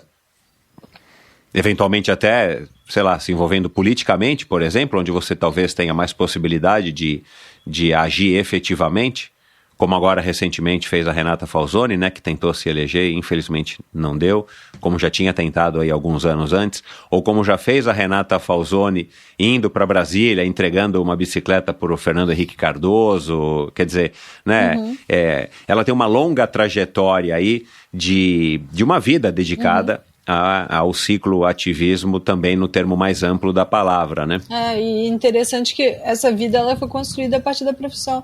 Não, a profissão dela é arquiteta, né? Ela é arquiteta, que também tem tudo a ver com a questão de pensar a cidade. Exato. E na USP ela teve contato lá com a bicicleta, quer dizer, se eu não me engano, foi mais ou menos assim o início dela nessa questão, né? Depois teve a parte esportiva, ela como repórter, fotógrafa, né? Ela acabou se envolvendo também na questão esportiva e enfim, aí por aí foi. Mas ela pautou a vida dela nesse propósito, né? De estar se envolvendo e tentando fazer coisas cada vez mais de maior, que pudessem gerar maior impacto do que fazer só os night bikers lá que ela criou, que era uma coisa... os night bikers que ela criou, e era uma coisa muito legal que depois, claro, se expandiu e cresceu, mas aí também ao mesmo tempo fugiu do controle, porque não é uma coisa que ela detinha, né, os direitos de fazer, enfim. Queria que você falasse um pouco disso, como é que você hoje, né, com 31 anos, como é que você se enxerga nesse sentido, já que você é tão ativa e você quer ver as coisas acontecerem, né? Eu acho que tem essa semelhança, né? Renato quer ver as coisas acontecerem e faz, né? Exato, ela arregaçou as mangas, literalmente. Isso é muito legal, mas trabalhando com o que eu trabalho hoje, eu também vejo as coisas acontecendo muito, embora seja um trabalho mais silencioso, né? Até por questões internas mesmo, eu não posso ficar falando, né? Eu trabalho com casos estratégicos que estão relacionados ao que eu faço, né? A ser assessora na Procuradoria, então eu tenho essa satisfação dessa transformação com as minhas mãos também. Mas você não é a primeira pessoa que me questiona sobre isso, eu não tenho estruturado na minha cabeça. Eu teria que pensar como fazer, o que fazer. Eu tenho pensado muito em trabalhar mais com políticas públicas, em grandes equipes, talvez equipes interdisciplinares, alguma empresa internacional, tenho bastante vontade de trabalhar em outro país, alguma equipe, principalmente depois dessa experiência que eu tive de trabalhar na linha de frente do plano diretor de contagem. Foi bastante aprendizado, eu quero experiência, eu já tive experiência internacional na faculdade, eu fiz 6 meses da faculdade na Universidade de Castilha-La Mancha em Toledo, e foi em Toledo, na Espanha, e foi muito legal, interessante, mas eu acho que eu tenho pensado sobre essa possibilidade de eventualmente trabalhar, né, numa equipe multidisciplinar, numa empresa internacional relacionada à mobilidade, a políticas públicas. Agora, a bicicleta especificamente, eu teria que entender melhor como seria isso, como seria a situação, né? Acho que algumas empresas no mundo, o lobismo no Brasil ele é considerado crime, tá? No mundo não. Mas a gente sabe que muitas pessoas trabalham com isso, trabalham com a pauta do ativismo, né? Seja para o bem, seja para o mal. Quando a gente fala do ativismo climático relacionado à bicicleta, a gente costuma chamar de lobby do bem. E também tem muita gente que trabalha com isso. Eu acho bastante interessante. Tem muitas empresas que contratam pessoas para trabalhar diretamente com isso, o que é ótimo, porque seria uma pessoa dedicada, sem depender, né, de ONGs e de trabalhos voluntários, seria uma pessoa dedicada para isso, para poder estar ali conversando com o prefeito, conversando com os vereadores, conversando com a sociedade civil sobre as pautas. Isso acontece. Em Belo Horizonte a gente está ainda engatinhando, então não vejo isso, não sei como é que acontece. São Paulo, Brasília, isso já acontece com alguma recorrência. Rio de Janeiro também. Mas é uma coisa que eu penso. Agora, eu tenho um caso que me inspira e me balança muito a pensar sobre isso, que é do Lucas, que trabalha na Sense, que ele também é advogado, ele também tem uma trajetória parecida do cicloativismo e depois do esporte. E um dia, na pandemia, não sei se foi um convite diretamente do Henrique, né, o dono da Sense, mas eles são bem próximos, ele, digamos de uma forma grosseira, resolveu largar o direito e ir trabalhar exclusivamente com bicicleta. Ele era responsável pela modalidade de gravel, por isso ele que apresenta o meu projeto lá na Sense, inclusive, e ele é responsável pela modalidade do enduro também. Ele é endureiro, tem várias premiações, mas ele tem esse processo bem parecido também. E hoje trabalha com bicicleta. Na Sense. E isso, e você estava falando, acho que você não concluiu, e ele te inspira nesse sentido, que isso poderia ser um caminho que você estaria seguindo. Ele me faz refletir sobre isso. Eu não tenho muita coragem. Principalmente sendo uma mulher num meio que, assim como toda a sociedade, é extremamente machista e cheio de egos. E acho que hoje ainda não. O que, mudando aqui um pouco agora aqui de assunto, falando da sua vivência como usuária da bicicleta, como ciclista no termo amplo da palavra, quando você chega nos lugares, ou quando, sei lá, pessoas que você conhece, ou pessoas do trabalho, te reconhecem muito forte com essa, com essa característica de ser quem você isso enfim, de alguma maneira te perturba, te enche o fato de você ser reconhecida como uma ciclista, ou ter que estar sendo sempre questionada, né? Eu vi que você fez um post uma vez de você toda bem arrumada, não sei qual era o nome da roupa, mas uma roupa social, e você fez o post com a legenda assim, dá para andar de bicicleta, não precisa estar de lycra. Você fez algum comentário assim que se referia que você pode sim andar de bicicleta bem arrumada para ir, não sei onde você está vendo, no fórum, não sei onde que você estava indo, né? Para trabalhar, né? Tem alguma coisa que te cansa quando as pessoas falam, puxa, mas teu cabelo está despenteado porque você estava com um capacete, agora atrapalhou e por aí vai. Tem coisas assim que ainda te perturbam e que você acaba sendo questionada? As pessoas ficam muito surpresas, né? Eu trabalho em Contagem, na procuradoria eu ia muito de bicicleta, porque, bom, eu já expliquei, não tenho carteira, não tenho carro. E a maneira mais rápida de chegar, eu gastava 50 minutos, se eu fosse transporte público, eu ia gastar quase 2 horas. Então, assim, não funciona.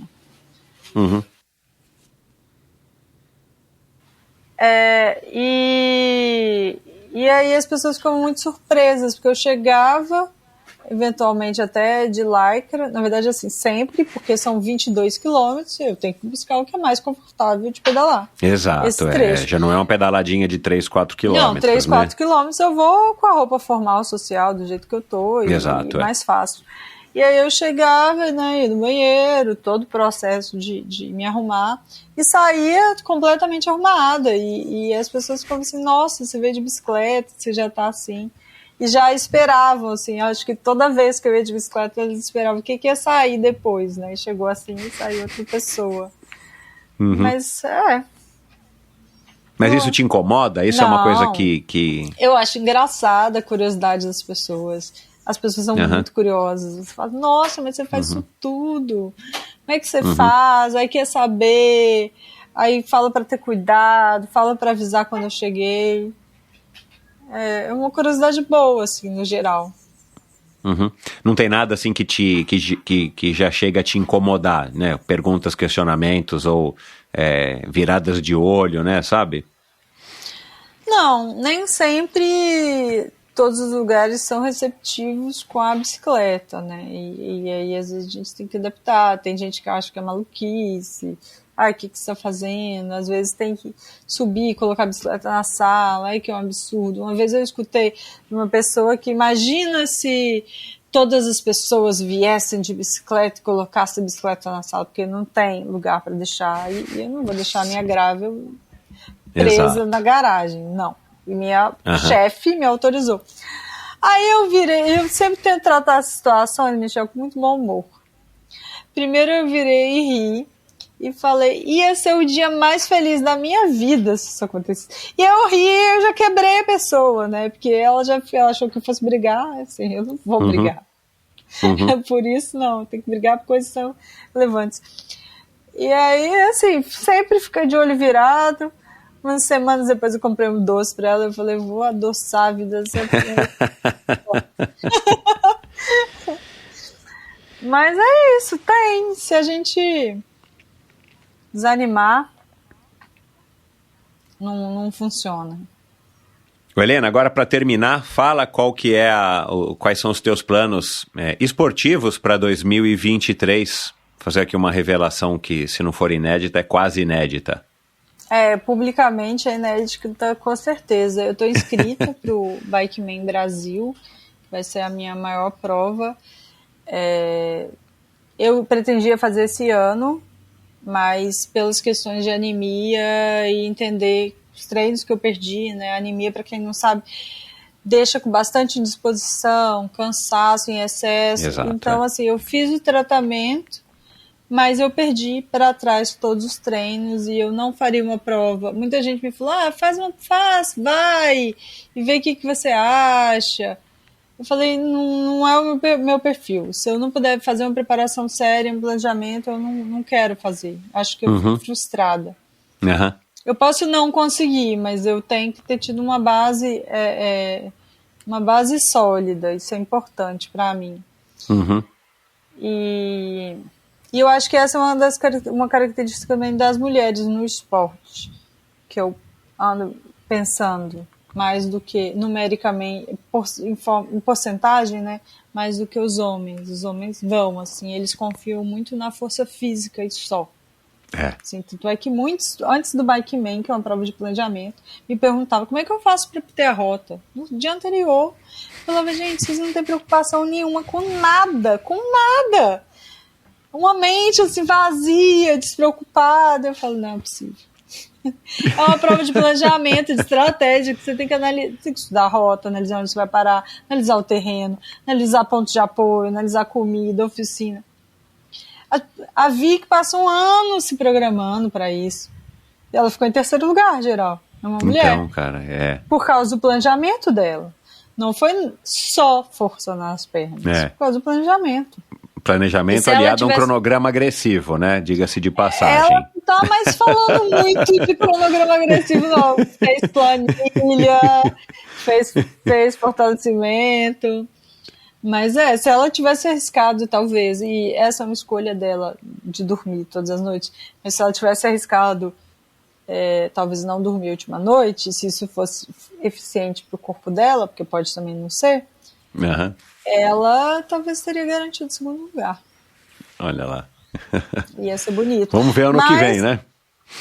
Vamos ver ano que vem como é que vai ser a briga. E ela vai estar na Cross antes, que vai acontecer esse ano, não sei quando esse episódio vai ao ar, mas vai acontecer esse ano, fim de novembro. Olha lá. E ela promete também. Então, os meninos que se cuidem, viu? Que a Vicky chega lá. Então, esse é meu principal objetivo de 2023. Eu quero mudar um pouco. 2022 e 2021 eu fiz provas curtas, né, para participar, para incluir a modalidade, para falar das mulheres, mas eu não quero que meu 2023 tenha essa ênfase, porque eu quero a ênfase na outra distância, porque toda viagem, né, o deslocamento cansa também, é associado à minha vida pessoal e de trabalho, então eu quero que a ênfase seja provas de longa distância, até porque agora elas existem, né, mudou um pouco o perfil, antes elas não existiam, e para me preparar melhor para esse grande desafio, que com certeza vai ser incrível. Com as condições climáticas do Biking Man desse ano, você de alguma maneira se sentiu ali no fundinho aliviada de ter adiado a sua inscrição, a sua participação na prova? Eu não me senti aliviada, eu senti que eu fiz a melhor decisão possível. Porque, assim, além de ser irresponsável com o meu corpo, com a minha preparação e com o meu equipamento, choveu demais, assim. Caramba, meu. Choveu muito, não é demais, choveu muito. Choveu muito. Cara, foram condições miseráveis, coitados, meu. Que parece que o pessoal gosta, né? Não sei se isso também é da cultura do gravel. Sim, é da cultura da longa distância, mas choveu demais, assim. Quebrou pessoas e equipamentos, assim, muito fortes. Por isso que essa não é uma prova, assim, essa é uma prova, se puder, vá com o melhor equipamento, com a sua melhor preparação. Isso vai ser o básico para você ter condições de concluir. Para ter condições de concluir, é isso aí. Não é uma prova para amadores. Não é uma prova para... você tem que testar, você tem que ter uma experiência de bikepacking, você tem que entender. E esse ano eu tive dá para dizer que foi um presente do Vinícius Martins, você também já gravou com ele, né? Ele é meu amigo, ele é organizador do Bikeman. Ele me convidou, então eu fui, né, apoiada mesmo, questões de custo, como voluntária. Fiz parte da equipe dos Race Angels e eu pude acompanhar de perto, pensar bastante sobre a prova por dentro, assim, viver. É um cenário de guerra, assim, apocalíptico. Uma coisa é você estar ali correndo, outra coisa é você ver as pessoas. E aí entender um pouco, né, da preocupação da sua mãe quando você chega. Tá lá vigiando os pontinhos e entender, nossa, eles não chegam, né? O que tá acontecendo? Entender um pouco esse outro lado. E me deu uma bagagem muito boa, um aprendizado. E aí eu já comecei, né, de fato, a minha preparação para 2023. Bacana. Vai ser na mesma época, né? Acho que o Mesma Vinícius época, vai fazer sempre na mesma época. Mesma época, o Vini disse que ele olhou o índice pluviométrico de 20 anos e nunca choveu assim em setembro. Tá difícil agora para qualquer um prever, porque os padrões estão mudando, né? Então, enfim, como organizador, coitados, fica difícil de você imaginar que vai se manter, ou você não sabe, né? Se vai ser uma seca, ou se vai estar um calor fenomenal, ou se vai estar uma chuva torrencial como foi. Mas, enfim. Mas 2023 a gente vai ter o dobro de mulher lá e São Pedro não vai comprar essa briga com a gente. Quantas tinham esse ano? 3, 2? Esse ano, não, foram 7. Ai, que legal. 7, 3 brasileiras. Uma chilena, né? Uma belga, não é isso? 2, acho que foram 2 chilenas, uma colombiana e uma belga. Que máximo. Vão aumentar esse ano que vem. Legal. São Pedro não vai comprar essa briga. E vai ter mais uma brasileira alinhando lá. Com certeza. Olha lá. Pelo menos, eu te falo que eu sei pelo menos mais 3. Ai, que legal, cara, que legal. Cara, é uma prova fantástica, cara. Eu juro que eu penso um dia se eu me meter a fazer o gravel, eu penso um dia participar dessa prova, porque desde que eu conheci o Vinícius, ele me falou aí bastante desses desafios, dessas provas que ele fez, a TCR e tudo mais. Eu tenho ficado atento aí, eu acho que lembra muito. Eu não sei se você já ouviu em algum episódio do Endorfina eu falando, lembra muito das corridas de aventura, né? Sim, Quando eu vejo essa cena do gravel na ultra distância, me recorda muito do que a gente passava de mountain bike nas provas de aventura, embora sejam modalidades completamente distintas, mas eu acho que o nível de perrengue e a maneira como você tem que encarar a tua autossuficiência, eu acho que são semelhantes, por isso que eu tenho vontade de experimentar. Quem mas sabe bacana. Tem um ano. Vamos também, 2023. Já pensou não, eu preciso esperar aí? Minha filha mais nova crescer um pouco. Eu não consigo me dedicar muito a horas e horas e horas pedalando hoje. Mas o gravel eu já pedalei um pouquinho de gravel só para experimentar a bicicleta, não o terreno, era no asfalto. Mas é uma bike que me chama a atenção e eu tenho vontade sim de experimentar. E eventualmente até de ter uma para poder fazer justamente esse mix que me atrai bastante entre ter a liberdade, né, de pedalar no asfalto, do asfalto você vai... Eu já pedalei muito. Já pedalei algumas vezes em alguns treinos de speed, onde eu tive que passar por percursos de terra, porque não tinha mais estrada e eram trechos que você conseguia emendar um no outro, mas muito pouco. E eu acho bem interessante, né? E no Giro da Itália, que eu acho que foi esse ano, né, se eu não me engano, o Giro da Itália Brasil, eles colocaram um trechinho de terra, que a gente acho que pode chamar de gravel, que era bem pedalável, tinha algumas poças, alguns buraquinhos pequenos que se encheram de água, e eu sou muito simpático a essa ideia, por isso que também é uma modalidade, um estilo de bicicleta que me atrai. Mas enfim, Helena, muito obrigado. Foi legal demais levar essa conversa aqui agora, finalmente se olhando olho no olho e embora remotamente, mas para conhecer um pouquinho melhor quem é a Helena Carvalho Coelho, da onde é que você veio e para onde que você quer ir a bordo da sua bicicleta de gravel. Então, boa sorte, que você tenha bastante sucesso, não somente no Biking Man, mas nesses teus projetos, nesses teus ideais, porque eu acho que a gente precisa de pessoas como você, como a Renata Falzoni, como tantas outras que vivem a bicicleta de uma maneira diferente e que extrapolam para outros aspectos da vida e para outras pessoas, não somente as pessoas que estão envolvidas no lado esportivo, e sim na bicicleta como um estilo de vida, como um meio de transporte, como uma maneira de estar integrando as pessoas e as cidades. Então, muito obrigado pelo seu tempo, pela sua disponibilidade e boa sorte aí na tua trajetória e saúde. Obrigada, Michel. Esperamos você também na modalidade com a gente. Quem sabe ano que vem você já acompanha mais de perto. Vai lá ver um pouquinho. Tomara. Não, eu tenho vontade sim, pode ter certeza de que eu tenho vontade, eu só preciso estar num momento mais propício. Não, mas Quem pode sabe ir lá ano que vem. ver na largada, né? Vai aproximando com alguma Então, cautela. sabe que eu quase corri uma etapa, acho que da Brasil Ride de gravel, acho que ano passado. Mas acabou que o final de semana ia ser complicado, eu ia pegar uma gravel e ia, né? Não ia fazer nada além disso. Pegar uma gravel e participar lá de uma etapa lá da Brasil Ride. Mas no final das contas acabou não dando, era um final de semana que eu tinha outros compromissos e eu acabei então enfim, desistindo da ideia. Mas quem sabe 2023 dá certo, vamos lá. Com certeza, vai dar. Eu vou Legal, te cobrar. obrigado. Pode me cobrar e pode me lembrar. Pode me lembrar e pode me convidar. Uma hora eu aceito. Tá certo. Tá bom, Michel. Muito obrigada também. Foi um prazer. Prazer, Helena. Tchau.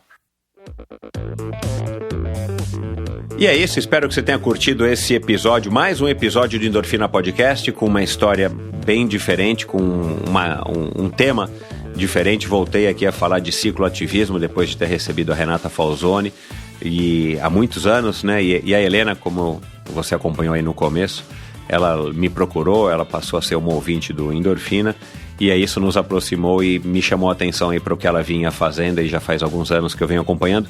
Então quis trazer essa impressão, quis trazer essa história, essa ideia, essas opiniões, para que você pudesse aí também conhecer um pouquinho de outro lado, outra vertente que não é esportiva, ou de um empresário, ou de um executivo, como tem sido o padrão aí dos convidados, esse padrão amplo, né, dos convidados do Endorfina. Dê um alô para ela, eu vou colocar aqui o link para o Mulheres de Gravel no post do episódio de hoje. Lá no Instagram dela você manda um alô dizendo o que você achou, fazendo comentários, se você quer se informar, se você quer se inteirar, também é uma boa maneira de você estar seguindo o Mulheres de Gravel e consequentemente aí ao trabalho da Helena. É muito legal se você também curte essa modalidade ou se você está curioso para conhecer um pouquinho mais a respeito dessa modalidade. E quero aqui agradecer a participação mais uma vez então da Helena, e nós falamos aqui da Vicky de Sá, nós falamos aqui da Raquel Gontijo, Renata Falzoni, que já esteve aqui como eu acabei de falar, a Rosana Fortes, que é a mulher toda forte à frente do Strava no Brasil, a Country Manager. E agora no finalzinho falamos sobre o Biking Man. Se você não sabe, é uma prova que o Vinícius, que já esteve aqui, Vinícius Martins, está organizando, uma franquia aí internacional, está organizando já faz 2 edições. É uma prova de 1.000 quilômetros, onde os ciclistas têm que pedalar preferencialmente de gravel, né, mas não é obrigatório, e eles são autossuficientes para estar realizando então esses 1.000 quilômetros, uma prova muito legal. E como a gente falou aqui agora, esse ano foi super desafiadora porque choveu pra caramba, fez um friozinho também chato, mas choveu demais, e os competidores aí tiveram então uma dificuldade adicional para estar enfrentando. E a Vicky de Sá foi 3ª colocada. A gente falou aqui sobre